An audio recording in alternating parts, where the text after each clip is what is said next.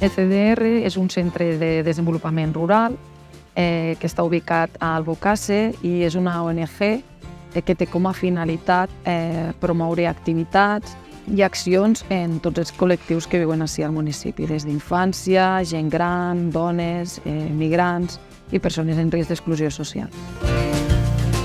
Estem gestionant l'escoleta matinera, la unitat de promoció a l'autonomia personal, que és per a gent gran. Fem activitats de ioga, alfabetització per a immigrants, anglès.